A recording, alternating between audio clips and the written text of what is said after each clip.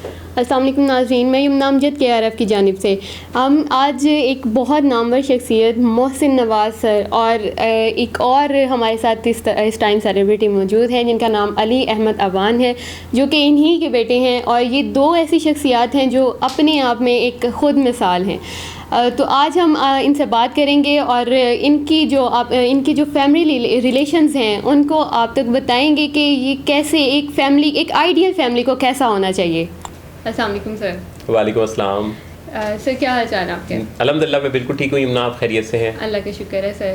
اچھا سر، ہم لوگ دیکھتے ہیں پاکستانی سوسائٹی میں جو ہے ایک فیملی جو ہے باپ اور بیٹے کی، اگر اس سینیریو کو ہم دیکھیں تو مطلب کافی ایسی اولادیں ہیں جن کی اپنے پیرنٹس کے ساتھ نہیں ملتی، اور ماشاءاللہ سے ہمارے ساتھ ایسی دو پرسنالٹیز ہیں جن کی اپنی اپنی ایک پہچان ہے، لیکن پھر بھی وہ ایک ہی فیملی سے بلانگ کرتے ہیں۔ تو آپ مجھے اس بارے میں بتائیں کہ کیا ایسی سچویشن ہے، یا آپ کی اولاد کے ساتھ کیسا ایسا انٹریکشن ہے جو ان کو انسپریشن ملی، انہوں نے اپنی ایک الگ پہچان بنائی؟ آپ مجھے اس کے بارے میں کچھ بتائیں۔ یمنا، آپ کی جو بات کا جو مقصد ہے وہ بہت ہی زبردست اور اچھا ہے۔ آپ یہ جس طرف اشارہ کر رہی ہیں کہ پاکستان میں پیرنٹس کو اور ان کی جو اولاد ہیں ان کو کمیونیکیشن گیپ کا سامنا ہے، کئی دفعہ والدین کے خواب بچے پورے نہیں کر پاتے، دونوں کے درمیان تال میل نہیں ہوتا، تو اس کے پیچھے کیا کیا ریزنز ہوتی ہیں؟ دیکھیے، جو اولاد ہے ہماری، وہ اولاد ہمارا سب سے زیادہ قیمتی اثاثہ، سرمایہ اور سب سے قیمتی ایسٹ جو ہے وہ ہماری اولاد ہوتا ہے، کیونکہ ہم اپنی زندگی میں جو بھی کرتے ہیں، جو حاصل کرتے ہیں، جو اچیو کرتے ہیں، وہ چاہے کوئی مقام ہو یا دولت ہو یا کچھ بھی منصب ہو، وہ سب کچھ ہم نے آگے جو ہے وہ اپنی فیملی کو، اور فیملی میں خاص طور پہ اپنے بچوں کو ٹرانسفر کرنا ہوتا ہے۔ اگر ہم ایک پلاٹ خریدتے ہیں تو اس پلاٹ کے بارے میں بھی ہم 100 طرح سے چھان بین کرتے ہیں، اس پہ کوئی لیٹیگیشن تو نہیں ہے، اس کی فائل ٹھیک ہے، اس کے پیچھے کوئی اور کسی طرح کا کوئی اعتراض تو نہیں ہے کسی دوسرے کو، یا اس کی ہسٹری کیا ہے، یہ سب کچھ بڑی دیکھ بھال کر کے تو پھر ہم وہ پلاٹ خریدتے ہیں۔ کوئی بلڈنگ بناتے ہیں تو اس کا میٹیریل ہم بہت چھان بین کر کے کرتے ہیں، کوئی بھی چھوٹی یا بڑی چیز ہم جب لیتے ہیں تو ہم اگر ان چیزوں کے بارے میں، ان اثاثوں کے بارے میں اتنے کانشیس ہوتے ہیں تو اولاد تو پھر ہمارا سب سے قیمتی اثاثہ ہے۔ میں سمجھتا ہوں کہ بچوں کو جب وہ ہمارے پاس اللہ کی طرف سے ہماری فیملی کا حصہ بنتے ہیں، اور ہم ایک میاں بیوی جو کہ کسی فیملی کے 2 یونٹس ہوتے ہیں، وہ جب اپنی اولاد کے ساتھ ایک تیسری زندگی کو وجود میں لانے کا ذریعہ بنتے ہیں، تو وہ یہ سمجھتے ہیں، ازیوم کرتے ہیں کہ شاید اس بچے کو پالنے پوسنے کی بھی کوئی آٹومیٹک سی ان کے پاس سکل آ گئی ہے، اور انہیں پتہ چل گیا ہے کہ اس بچے کی پرورش گروتھ کیسے کرنی ہے، اور بچے کے بارے میں بھی یہ ازیوم کرتے ہیں کہ جیسے اس کو ڈوز اینڈ ڈونٹس کا بخوبی پتہ ہے، لہذا شروع میں تو لاڈ پیار والے سال ہوتے ہیں، اور چند سال گزرنے کے بعد اسی بچے جس کے بہت زیادہ بلوانے کی باتیں ہو رہی ہوتی ہیں، جس کے شرارتیں کرنے پر ایون چھوٹا بچہ جب کسی بڑے کو تھپڑ مارتا ہے تو اس کو بھی ایک سورس آف انٹرٹینمنٹ سمجھا جاتا ہے، تو شروع میں تو اس کو بالکل لاڈ پیار کے ساتھ اس طرح رکھا جاتا ہے کہ وہ اس کی غلط حرکت کو بھی ایک مزے کے پہلو کے ساتھ جوڑا جاتا ہے، لیکن جیسے ہی وہ بڑا ہوتا ہے تو انہی حرکتوں کے بارے میں ہم اسے روکنا شروع کرتے ہیں۔ جس بچے کو پہلے بلواتے تھے اب اسی کو کہتے ہیں کہ تم تو چپ نہیں رہتے۔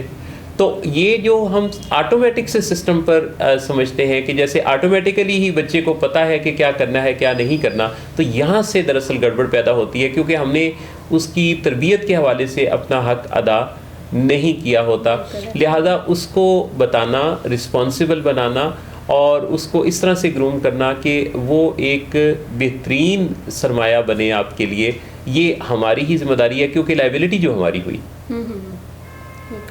اچھا علی احمد سر، میں آپ سے پوچھوں گی کہ آپ کے فادر کے ساتھ کیا ایسے ریلیشنز ہیں، یا آپ کو کیسے ان کی طرف سے انسپریشن ملی ہے؟ مطلب اگر بیسیکلی ہم دیکھیں تو کوئی بھی ایسے پیرنٹس اس قدر موٹیویشن نہیں دیتے اپنی جو جو ان کی ہیں سارے سبلنگس جتنے بھی ہوتے ہیں ان میں اتنی ساری موٹیویشنس نہیں پائی جاتی. تو آپ مجھے بتائیں کہ آپ کو ان سے کیا انسپریشن, کیا ایسی کیا سپورٹ ہے جو آپ کو ان سے ملتی ہے؟ Thank you for having me.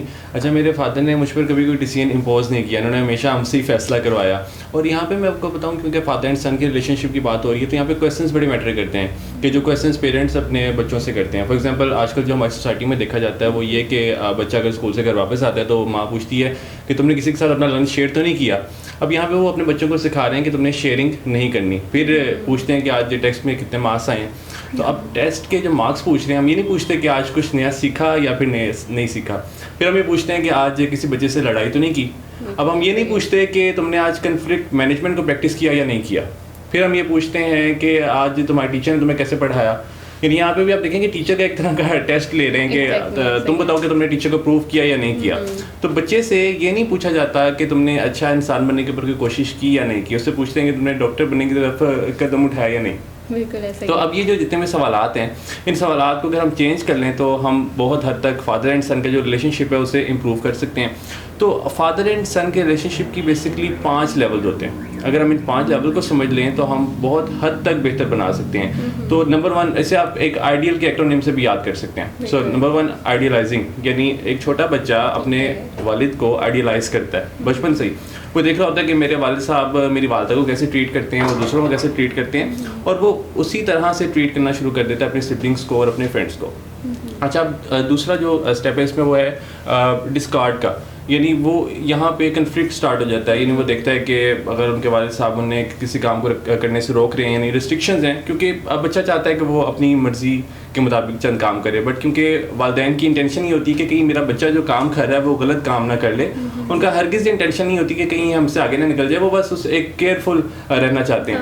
تو ڈسکارڈ کی جو یہ لیول ہے, یہاں پہ کنفلکٹ ہونا سٹارٹ ہو جاتا ہے. اچھا, اب اس کے بعد ہے ایوالو کی اسٹیج. یعنی ایوالو میں پھر کیا ہوتا ہے کہ بچہ اپنے والد کے ساتھ کمپٹیشن لگا لیتا ہے. وہ کہتا ہے کہ میرے والد صاحب نے جو یہ سارا کچھ اچیو کیا ہے, میں نے ان سے زیادہ اچیو کر کے دکھانا ہے, اور اس چکر میں کنفلکٹس اور زیادہ ہو جاتے ہیں. اس کے بعد پھر جو لیٹر اسٹیج آتی ہے, یعنی 30s اور میں 40s کی بات کر رہا ہوں, ٹھیک ہے, وہاں پہ ایکسیپٹنس آنا اسٹارٹ ہو جاتی ہے, کیونکہ تب بچہ سوسائٹی کی ریئلٹیز کو ایکسیپٹ کرنا اسٹارٹ کر دیتا ہے. وہ یہ دیکھتا ہے کہ میرے والد صاحب نے جو چیزیں مجھے ٹیچ کی تھیں وہ واقعی میں صحیح تھیں, اور اب یہ مجھے یہ ساری جو چیزیں فیس کرنا پڑ رہی ہیں, اگر میں تب اپنے والد کی بات مان لیتا تو شاید میں یہاں پہ بہتر پرفارم کر پاتا. اس کے بعد جو لاسٹ اسٹیج ہے وہ ہے لیگیسی کی. اچھا, اب یہاں پہ بچے کو مکمل طور پہ ریئلائز ہو جاتا ہے کہ میں جو ہوں وہ اپنے فادر کا ہی ریفلیکشن ہوں. یعنی میں جو بھی لوگوں کے ساتھ ڈیل کر رہا ہوں, میں جو اپنی جتنے بھی معاملات کو لے کر کے چل رہا ہوں, یہاں پہ میں وہی چیزیں کر رہا ہوں جو کہ میرے والد صاحب کیا کرتے تھے. اور شاید یہ اپڈیٹڈ ایک ورژن بن جاتا ہے اپنے والد صاحب کا, کیونکہ اب زمانہ بدل رہا ہوتا ہے تو یہ اسی طرح چینج کو ایکسیپٹ کرتا ہے اور پھر یہ زمانے کے مطابق چلتا ہے. تو اگر ہم ان سٹیجز کو سمجھ لیں اور اگر ہم سوالات کو چینج کر لیں تو میں سمجھتا ہوں کہ ہم ایک تو بچے کی پرورش میں بڑا ہی اچھا کردار ادا کر سکتے ہیں, اور فادر اینڈ سن کا جو کنفلکٹ ہے اس کو بھی ہم ایزیلی سولو کر سکتے ہیں. تو ان سٹیجز کو سمجھنے کے لیے ہمیں کس چیز کی نیڈز ہیں؟ اویئرنیس کی. یعنی اویئرنیس نہیں ہے یہاں پہ, کیونکہ یہاں پہ آپ کبھی بھی یہ نہیں سکھایا جاتا کہ آپ نے ایک بچے کی پرورش کیسے کرنی ہے. یعنی کوئی پیرنٹنگ کا سبجیکٹ ہی نہیں ہے. اگر پیرنٹنگ کا سبجیکٹ انٹروڈیوس کروا دیا جائے, اگر میں اکثر کیا کرتا ہوں, جیسے بھی ہم پڑھ رہے ہیں, ڈگری کر رہے ہیں یونیورسٹی میں, تو یونیورسٹی میں ایسا کوئی سبجیکٹ نہیں ہے جس میں لرننگ اسٹریٹجیز کے اوپر فوکس کیا جائے. یعنی بچے کو یہ بتایا نہیں جاتا کہ تم نے اس سبق کو یاد کیسے کرنا ہے. ساتھ ہی ساتھ فائنینشیل ایجوکیشن کا سبجیکٹ نہیں ہے, یعنی فائنینسز کو مینیج کرنے کا. کیونکہ اگر آپ کسی بھی بچے سے پوچھتے ہیں کہ تم اسکول کالج یونیورسٹی کیوں جا رہے ہو, تو وہ کہتا ہے کہ میں نے ایک اچھی جاب حاصل کرنی ہے, یا پھر اگر آئیڈیل سچویشن تو وہ کہتا ہے کہ میں نے انٹرپرینورشپ کی طرف جانا ہے. اچھا, اب اس سے اگر ہم پوچھتے ہیں کہ تم نے سیکھا کہ کیسے پیسے کو سیو کرنا ہے, پیسے کو انویسٹ کرنا ہے, وہ کہتا ہے کہ نہیں, میں نے یہ چیز نہیں سیکھی. تو اب یہ میجر جو سبجیکٹس ہیں اگر ہم انہیں انٹروڈیوس کروا دیں تو یقیناً چینج آ سکتا ہے. صحیح. اچھا سر, آپ مجھے بتائیں کہ سر نے بات کی ڈیسیجن میکنگ کی, آپ نے ان کے اوپر چھوڑا کہ اپنے فیصلے, اپنی زندگی کے فیصلے خود لیں.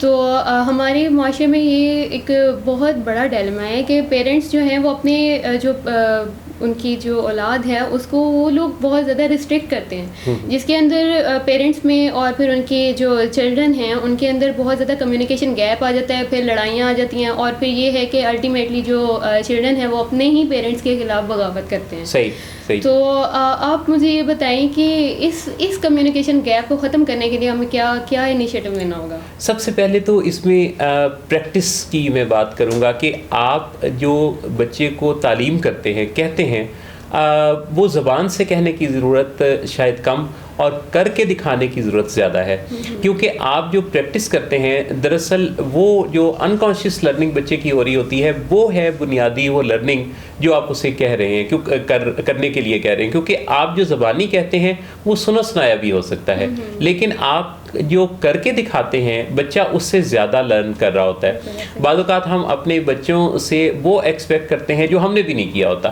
اچھا، اس کی وجہ یہ ہے کہ ہم اپنے بہت سارے خوابوں کو اپنے بچوں سے پورا کروانا چاہتے ہیں، لیکن یاد رکھیے کہ بچہ بھی ایک انسان ہے اور وہ کوئی کھلونا نہیں ہے کہ آپ اپنے خواب اس پر تھوپ دیں۔ آپ اس کی پوٹینشیل کو جب پہچانتے ہیں، آپ جب اسے جان لیتے ہیں تو تبھی آپ اس کو وہ امپاورمنٹ بھی دے سکتے ہیں۔ تو میرے نظریے کے مطابق بچوں کو پھلنے پھولنے کا موقع دینا چاہیے، ڈیسیژن میکنگ ان پر اس طرح سے چھوڑنی چاہیے کہ ان کو اس بارے میں پروز اینڈ کونس بتائے جائیں، ان کو صرف نصیحتوں کا پلندہ ان کے سر پر نہ لاد دیا جائے، بلکہ ان کو اچھا فیصلہ کرنا سکھایا جائے۔ پہلے سکھانے کا کیا طریقہ ہے کہ سکھانے میں پھر آپ کو ان کے ساتھ بات چیت کرنا ہوگی، اور بات چیت کا مطلب یہ نہیں ہے کہ صرف آپ باتیں کریں گے اور وہ سنیں گے، بلکہ آپ بات کریں، پھر ان سے پوچھیں، زیادہ تر سوالات پوچھیں۔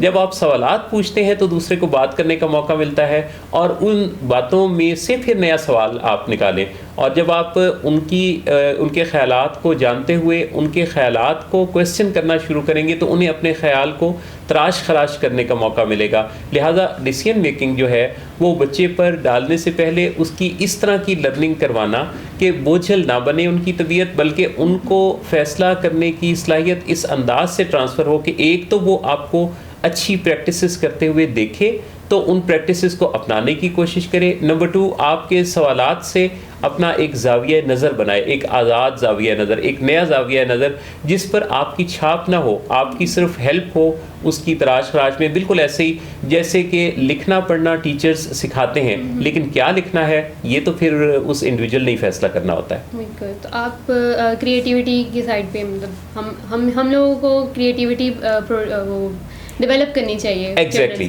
بالکل آپ صحیح فرما رہی ہیں کہ کریٹیوٹی جو ہے وہ دراصل ان کے اندر اگر پھلنے پھولنے کا آپ موقع دیں گے تو ایک خوبصورت انسان تشکیل پائے گا، کیونکہ اگر آپ ان کی کریٹیوٹی پر کوئی ایسی قدغن رکھیں گے، کوئی ایسی روک ٹوک رکھیں گے، آپ بچے کو بہت زیادہ ڈانٹتے بھی ہیں، آپ اس کے چھوٹے چھوٹے فیصلوں میں کیڑے نکالتے ہیں، آپ انسیکیورٹی کے ساتھ آپریٹ کرتے ہیں۔ عام طور پہ والدین بچوں کے ساتھ کافی زیادہ انسیکیور ہوتے ہیں، وہ چاہتے ہیں کہ ان کے بچے غلطیاں نہ کریں، اور ان کو غلطیوں سے روکتے روکتے وہ یہ غلطی کر رہے ہوتے ہیں کہ ان کو بار بار روک ٹوک رہے ہوتے ہیں، جس سے بچہ کانفیڈنس جو ہے وہ اپنا لوز کر دیتا ہے۔ تو بچوں کے کانفیڈنس کا خاص خیال رکھنا، ان کی عزت نفس کا خاص خیال رکھنا، وہ ایک پورے مکمل انسان ہیں، ان کی عمر کے سالوں پر نہ جائیں۔ یہ نہ سوچیں کہ ابھی تو بچہ 10 سال کا ہے یا 12 سال کا ہے یا 16 سال کا ہے تو ابھی تو یہ چھوٹا ہے، وہ آپ کو قد میں یا سالوں میں چھوٹا نظر آ سکتا ہے، لیکن آج کا بچہ ایک مکمل انسان ہے، اسے سب باتوں کا پتہ ہے،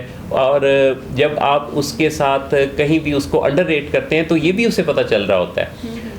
بچوں کے حوالے سے ہمیں کافی زیادہ کانشیس ہونے کی یوں ضرورت ہے کہ ہم ان کی کمیونیکیشن سے لے کے اور ان کی جو ڈیلیوری ہے وہاں تک، ان کے سوچنے سے لے کے اور ان کے کرنے تک، قدم قدم پر ان کے ساتھ اس انداز سے انٹریکٹ کریں کہ ہم خود بھی اپنی اچھی پریکٹسز کے ساتھ اور ان کی بھی اچھی لرننگ کے ساتھ جڑے رہیں، کیونکہ ان کے سیکھنے کے جذبے کو ہمیں بیدار رکھنا ہوگا۔ اگر ہم بچے کی تعریف کرتے ہیں تو تعریف کے بارے میں بھی اس انداز سے کانشیس ہونا چاہیے۔ بعض لوگ بچوں کو کہتے ہیں میرا بیٹا تو بڑا جینیس ہے، میرا بیٹا تو لاجواب ہے، میرا بیٹا تو بڑا بہترین۔ اچھا، اس سے بچوں کے اندر بعض اوقات خود پسندی، خود فریبی اور خود سری بھی پیدا ہوتی ہے، تو ان کے اندر ایروگنس پیدا کرنے کی بجائے ان کی سکلز پر ایسے کام کرنا چاہیے کہ جس میتھڈ سے وہ کام کریں، جس کریٹیوٹی کے ساتھ وہ اپنی کسی بھی چیز کو پروڈیوس کریں، تو اس کے میتھڈ کی، اس طریقہ کار کی آپ تعریف کریں۔ اس سے بچے کو پتہ چلے گا کہ جو کام میں نے کیا ہے اس کام کرنے کا میرا فارمولہ جو تھا وہ اچھا تھا۔ اس طرح اس کے اندر ایروگنس پیدا نہیں ہوگی، بلکہ وہ کام کرنے کی اپنی جو تخلیقی صلاحیت ہے اس کو بہتر سے بہتر بناتا چلا جائے گا۔ ٹھیک ہے.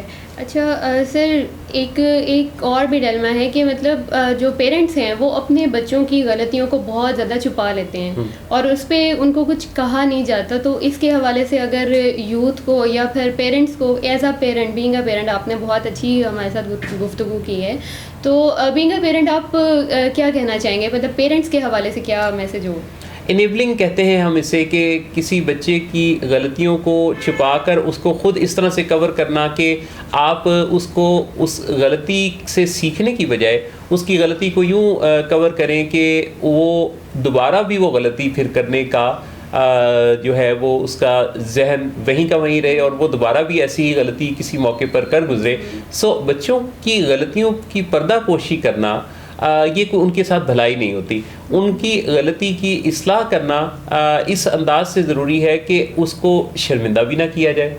بچے کو شرمندہ کر کے کبھی آپ اصلاح نہیں کر سکتے, بچے کو ڈانٹ کے کبھی آپ اس کی اصلاح نہیں کر سکتے, بچے کے ساتھ بیجا لاڈ پیار کر کے اس کی اصلاح نہیں کر سکتے, بچے کی مرضیاں پوری کر کے اس کی اصلاح نہیں کر سکتے.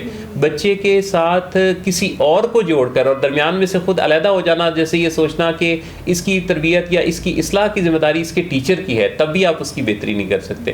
بچے کو کسی بڑی یونیورسٹی میں کسی دور دراز کے ملک میں ہاسٹلائز کروا کے بھی آپ اس کی بہترین تربیت کا حق نہیں ادا کر رہے ہوتے.